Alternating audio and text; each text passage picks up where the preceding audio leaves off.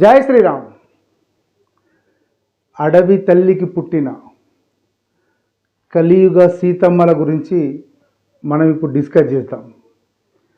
యాదృచ్ఛికంగా ఆ ఇద్దరు కూడా జగిత్యాల జిల్లా కొరుట్ల పట్టణానికి సంబంధించిన వారే.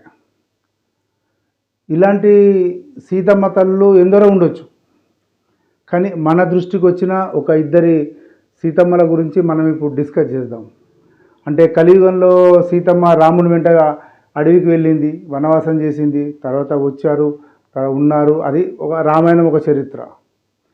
ఈనాడు కూడా ఈ కలియుగంలో కూడా అలాంటి సీతమ్మ తల్లులు ఉన్నారు. అలాంటి ఒక సీతమ్మ తల్లి పేరే వసంత, పశుల వసంత.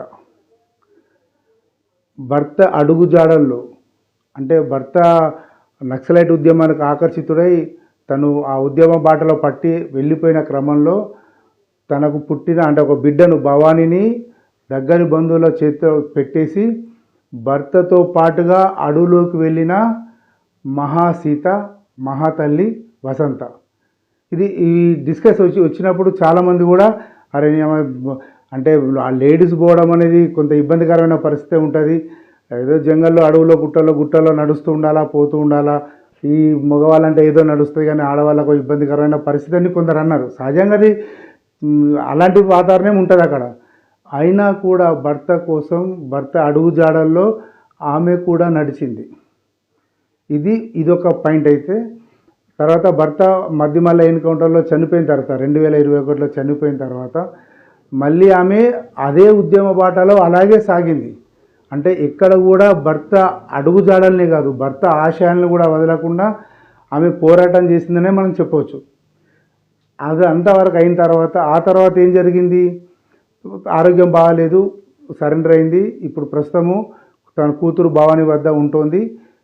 కానీ ఆమె పోరాట స్ఫూర్తి, అంటే ఆమె భర్త అడుగుజాడల్లో నడిచి ఒక పోరాటం, అది మించ చెడు అనేది సమస్య కాదు.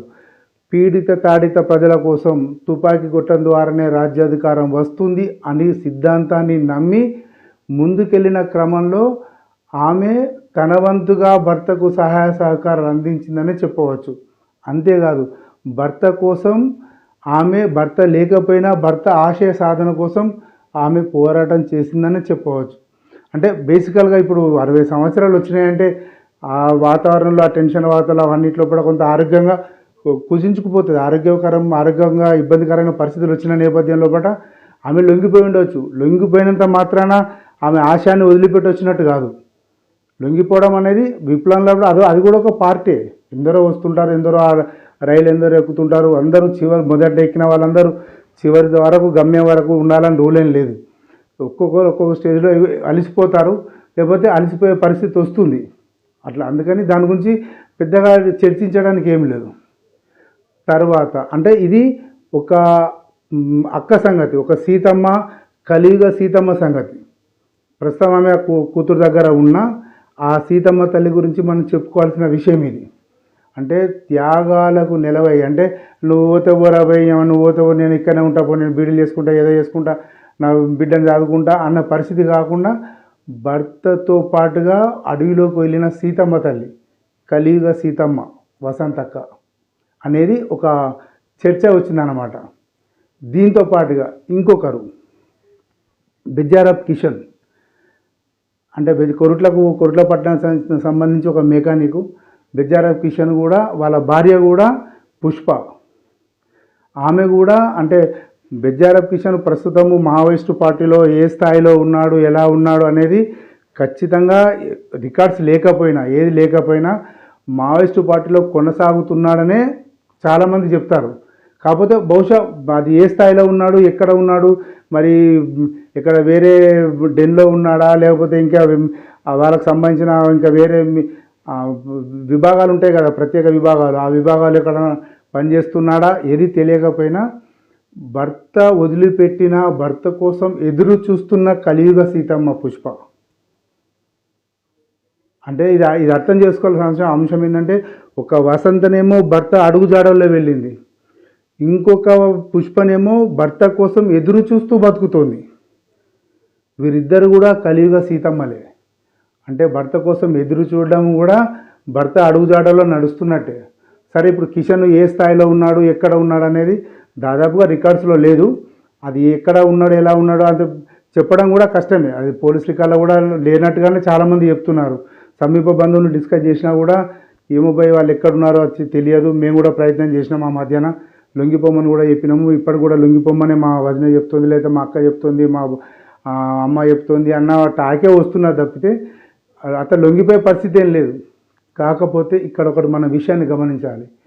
ఎప్పుడైతే జగిత్యాల జైత్రయాత్ర ప్రారంభమైందో ఆ జోష్లో, ఆ ఉత్సాహంలో ఎందరో జగిత్యాల ప్రాంతాల్లో, ముఖ్యంగా తెలంగాణ ప్రాంతాల్లో ఇంకా చెప్పాలనుకుంటే అంటే నక్సల్ బరి టు శ్రీకాకుళం, శ్రీకాకుళం టు ఉత్తర తెలంగాణ జగిత్యాల జైత్రయాత్ర, ఈ క్రమంలో పట జరిగిన ఈ పోరాట క్రమాన్ని క్రమక్రమంగా ఆర్ఎస్యు, ఆర్వైఎల్, ఇట్లా రైతు కూలి సంఘాలు, విప్లవ రచయిత సంఘాలు, ఇవన్నీ శాఖోపశాఖలుగా ప్రజల్లోకి వెళ్ళిపోయాయి. ఇవన్నీ కూడా దీనికి మూలం ఏంటంటే జగిత్యాల జిల్లానే దీనికి మూలం.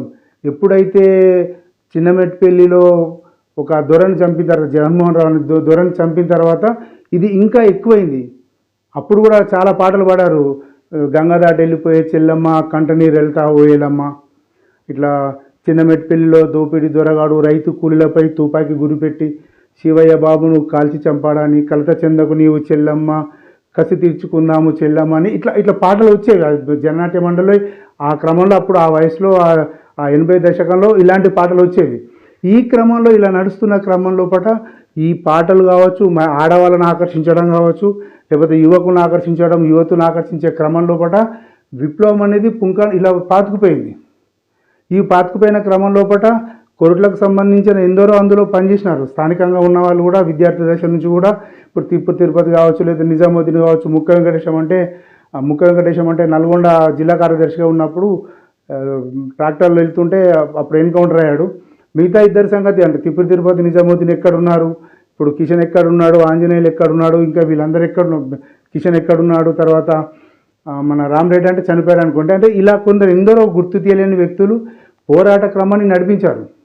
అప్పుడెప్పుడు 1984 జనవరి 24 అనుకుంటా, నాకు గుర్తుంది, జనవరి 27 అంతే. 1984లో అంకం నారాయణ వాసం గాయిందాను మాదాపూర్ లోపల అప్పుడు సిఐ లింగారెడ్డి, ఎస్ఐ ప్రసాదరావు ఇట్లా కాల్చి చంపిన సందర్భంలో కూడా ఇక్కడ ఉద్యమం బాగా గొప్పగా పెరిగింది. ఆ తర్వాత బయ్యప్ దేవేందర్ రెడ్డి, ఖైరీ గంగారాం, తర్వాత సాయని ప్రభాకర్, ఒక్కొక్కరు ఇలా ఆ విప్లవ ఉద్యమంలో కూడా కొందరు రాస్తున్నారు, కొందరు పోతున్నారు. ఉద్యమం పెరగడం వేరు.